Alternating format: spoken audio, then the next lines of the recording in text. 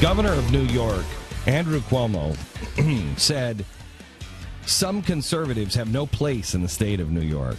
Extreme conservatives, the right to life, pro-assault weapon, and anti-gay have no place in the state of New York because that's not who we as New Yorkers are. Wow, I didn't know you could speak for everybody in New York. And I don't even know what anti-gay means. What is you'll have to be more specific, because I'm the guy who holds 2 out of those 3 opinions. They're the first 2. The third is I stand with members of GLAAD on anybody who is a fascist and says, you don't have a right to live, you don't have a right to work, you don't have a right to pursue your happiness. I'll stand against anybody who is a fascist, whether it's a hetero-fascist or a homo-fascist. I'll stand against you. And I will join with anybody who understands what fascism is. Because I still find these things self-evident, that all men are created equal, that they're endowed by their Creator with certain unalienable rights, meaning you can't change them. Nobody can change them. I was born this way. I was born this way, with rights to life, liberty, and the pursuit of happiness. Now, Andrew Cuomo says, who are these extreme conservatives who are right to life, pro-assault weapon, and anti-gay? Is that who they are? Because if that's who they are, and if they're that extreme conservative, then they have no place in the state of New York, because that's not who New Yorkers are. Well, I'd like to ask a few questions. If you're a moderate conservative, does that mean you're okay with killing half the babies? Is there a number, Governor Cuomo? Because right to life, it doesn't make you a moderate to say half the babies. You'd have to say kill all the babies, anybody who comes in. And to me, that's an extremist position. By the way, your numbers in your state fall apart. Right now, it is up to 5 months, the first trimester. And so the 5th month, you can come in and kill your baby.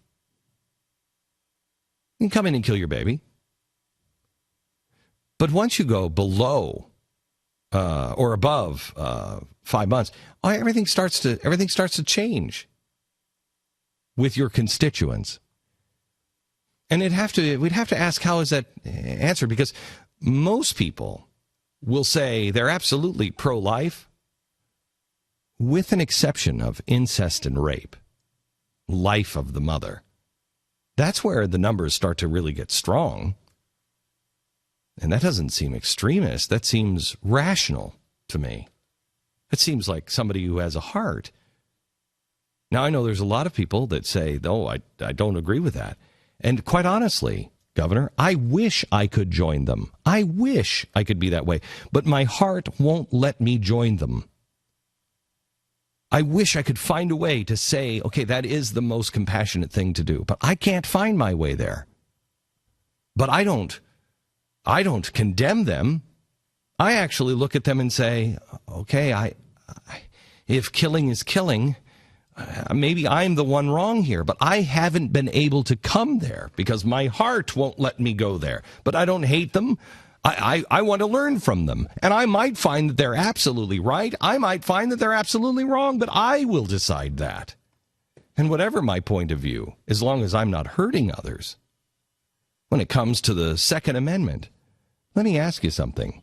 What kind of gun is okay?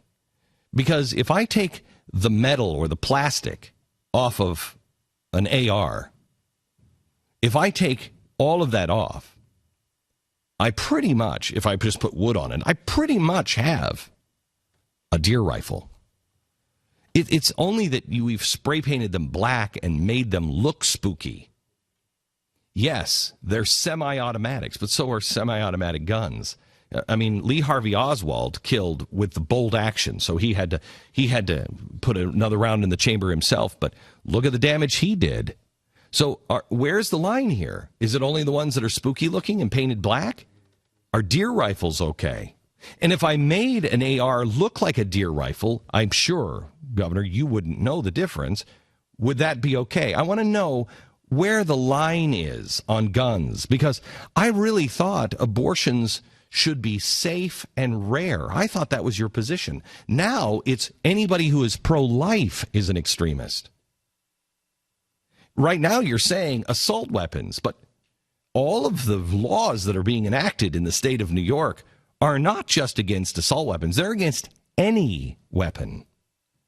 And I'm sorry, Governor, but I don't know anybody who is anti-gay. And if they do, I would be the first to point them out and say, that person hates gay people because they're gay. There are gay people that I don't like. It has nothing to do with their sexuality. There are straight people that I don't like. It has nothing to do with their sexuality. I think basing your like and dislike on somebody's sexuality is one of the most moronic things I've ever heard. How about on this Martin Luther King Day, we judge a man by the content of his character? What do you think? Should we do that? Should we judge a man on the content of his character? Because I have a dream today that someday liberals and conservatives, our children, can go and play together and learn together and be together. I have a dream today that I'm not a second-class citizen in this country. My good friend, Pastor Hutcherson, he died a few months ago. He was a black man who watched the buses burn, the freedom buses. He watched them burn. He watched his own people beaten. He hated Martin Luther King when he was young because he wanted revenge. And then he found the Lord. And that changed his heart. He no longer wanted revenge. He was thirsty for love.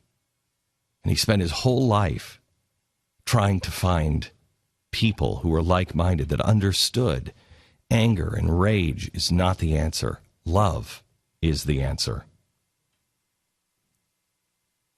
If you say that people who are pro-life, pro-assault weapon, and however you define anti-gay, I don't know, that they have no place in your society and in your state, I don't think I have a place in your state. I mean, if you hate people because they're gay, well, you have no place in my life either. But unfortunately, I don't have a say of who lives or dies. I don't want to live in a country where we round people up for their opinion. The arrogance is astounding from the left. And we